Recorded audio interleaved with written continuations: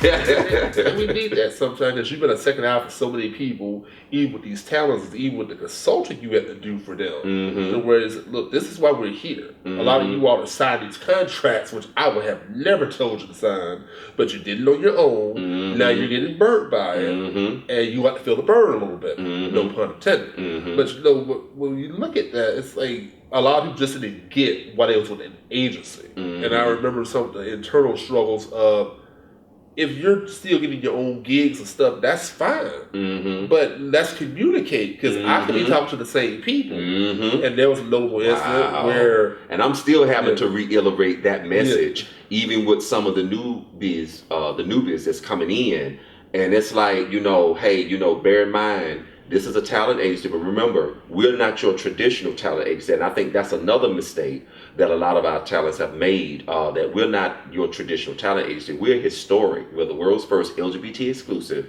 And we're not just an agency, we're also a full-fledged production company, which gives a benefit to everybody, because just in case you don't get no bookings externally, we got stuff that we're doing in-house. So that's going to always keep you big. In other words, it's going to always keep your brand and your image out there, which was the purpose of creating the signature campaigns in the first place, because we needed to create an avenue to not just continually brand the company, but to continue to brand the talents, regardless whether they're getting something external or not. We need to make sure that there's something going on in-house that where we can constantly keep their branding out there, because see, that's going to help build more of a reputation for them. Right. You know what I'm saying? And more clout for them in the future. Talents had to recognize that. I remember an old interview you did. You had stated that what the inspiration behind starting Meak Productions was, I'm tired of seeing heterosexuals play gay roles. Mm-hmm. And I bring that point up because when you start this company, you said, hey, they're gay actors. You don't have to necessarily get heterosexuals to play these roles. Let's give some of the gay talent credit. And on top of that, with the talent, we want to be able to look over these scripts to where they're not being stereotypical, where certain things that are more realistic. And, you know, because there's a lot of straight writers writing gay roles. Mm-hmm. So they don't get certain things. They don't get our lingo. They don't get our culture. So our role was to break that door down. So, yes, not only do we have a homosexual playing a homosexual, now we can be your second eye when you get the script and say, now we can go to bat for you and demand these script changes. That's why you are signed. That's what we do for you. That's what everybody else does.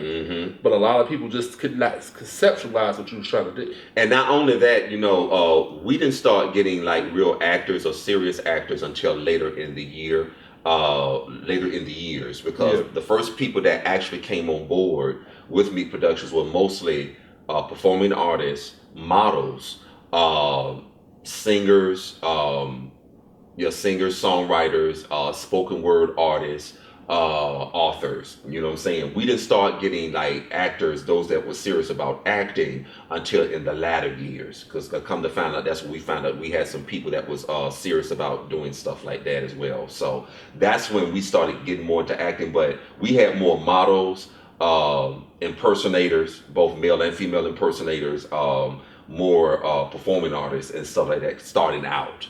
You know what I'm saying? Which was a great thing. And another thing that I loved about that is that we had a diverse of cultural representation. Absolutely. You know what I'm saying? Because I know one of the other challenges that we've had is that when people see Meak Productions, but the minute they see my face, they automatically thought that it was a black LGBT company. And I had to constantly make sure that people knew that this was for the entire LGBT community. And I like the fact that when we first started our campaigns, we had an equal amount number of white, Latino, Asian, and black. You know what I'm saying? You know, even though we had more numbers with people of color than elsewhere, but we still had that variety branded, especially when we casted our first Mr. and Miss Meak Productions. Our first Mr. Meak Productions was Latino. Our second, our first Miss Meak Productions was Caucasian lesbian and stuff. And so it was very awesome just to see that dynamic. You know what I'm saying? So yeah, and as things progressed, some people came and left or whatever. We stuck with the talents that we had. You know what I'm saying? You know, right. Just to continue to keep the vision going. So it's the same with any small business. Only you have to work with the heads that you've been dealt with sometimes. Because I remember you even had a country western guy that was on the roster back then. I forgot his. I think it was Z-Man. Yeah, he kind of had that look. Yeah, he kind of had that real southern look and stuff like that. I'm glad you kind of brought him up, Z-Man. And a lot of the former talents are actually coming back because we are planning a 10th anniversary talent agency reunion this year. So, and we had a chance to do a pre-introduction of that with the return of artist entrepreneur Jonathan Pierre Cornell. We had a chance to do a reintroduction of him during our Halloween campaign, and actually he was featured in our 2017 version 9 of Fall Holidays. So yeah, which we're going to talk more about later. And speaking of Jonathan Pierre Cornell, that was another major feat for Meak Productions in 2010, because earlier that year, with Septimius the Great, that's his name, or Rainbow, you was able to go. That was your first time taking the concept out of state to Mississippi to go support him for a pageant that he was hosting. And then that later on that year, we had went to a Halloween event that Jonathan Pierre. It wasn't his event, but he was heavily involved with it. He was supporting it. He was supporting it, so he was able to help him out there. So that was the time you felt that I'm able to show these talents to see now what we can do for them. Yeah, because that was actually the when we started to make our mark in our home state of Atlanta. That was because that was the second year. Because I know briefly before we met you in 2008, 10 years ago actually, Meak Productions had its first public appearance at the State of Black Gay America Summit. And that was during the year where they at the host hotel, they had it at the Old Malia. It was the Old Malia Hotel back in 2008, and at that time, I was invited to be a special guest panelist for their topic on LGBT in the media.